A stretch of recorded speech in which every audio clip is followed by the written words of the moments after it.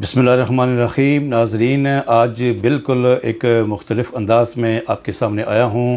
تو رمضان المبارک کا آخری عشرہ ہے، اور ویسے بھی اس رمضان المبارک میں ہر ایک آدمی کوئی بھی ہو، اس کا تعلق اس کا اپنے رب کے ساتھ اور مضبوط ہو جاتا ہے۔ وہ کوشش کرتا ہے کہ میں زیادہ سے زیادہ اپنے رب کا ذکر کروں، اللہ کے نبی صلی اللہ علیہ وسلم پر درود و سلام بھیجوں، قرآن مجید کی کثرت کے ساتھ تلاوت کروں۔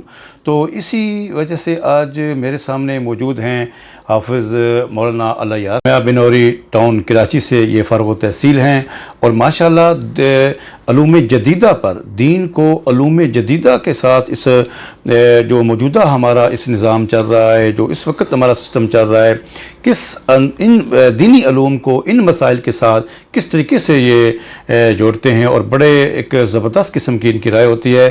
تو میں نے یہ سمجھا کہ آج اپنے ناظرین کی ان سے ملاقات کرواؤں۔ تو جناب کیا حال ہے جی؟ آپ ٹھیک ہیں؟ خیریت ہے؟ آپ کا بہت شکریہ، آپ نے ہمیں ٹائم دیا، آپ کی محبت ہے۔ تو آج ناظرین روزے کے متعلقہ ہم سوال کرتے ہیں، کیونکہ یہ آئے روز یہ سوال اٹھتا ہے کہ حافظ صاحب، اگر روزے کی شکل میں روزہ ہو اور قے آ جائے تو کیا اس سے روزہ ٹوٹ جاتا ہے؟ بسم اللہ الرحمن الرحیم۔ قے کی مختلف صورتیں ہوتی ہیں۔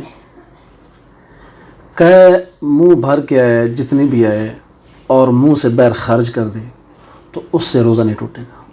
یعنی کہ قے اگر بھر کے آئے اور خارج ہو جائے اس سے روزہ نہیں ٹوٹے گا۔ خارج ہو جائے تو روزہ نہیں ٹوٹے گا۔ اچھا، منہ کے اندر بھی جب تک ہے اس سے روزہ نہیں ٹوٹے گا۔ ٹھیک ہے۔ اگر آپ نے قے کو واپس اندر نکل لیا تو اس سے روزہ جو ہے فاسد ہو جائے گا، روزہ ٹوٹ جائے گا۔ تو ناظرین، یہ کتنی زبردست بات ہے، اور یقین جانیے کہ اس سے پہلے تو میرے ذہن میں یہ تھا کہ جو نالج تھا کہ اگر قے آتی ہے، اور اس میں مختلف رائے تھیں کہ اگر منہ بھر کے قے آتی ہے تو آپ کا روزہ ٹوٹ جاتا ہے۔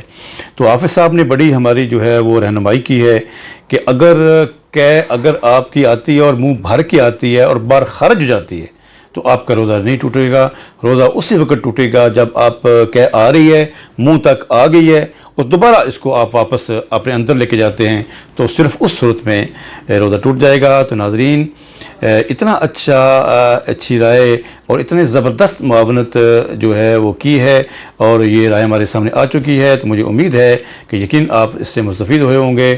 دعاؤں کے ساتھ اجازت چاہوں گا۔ السلام علیکم ورحمۃ اللہ وبرکاتہ۔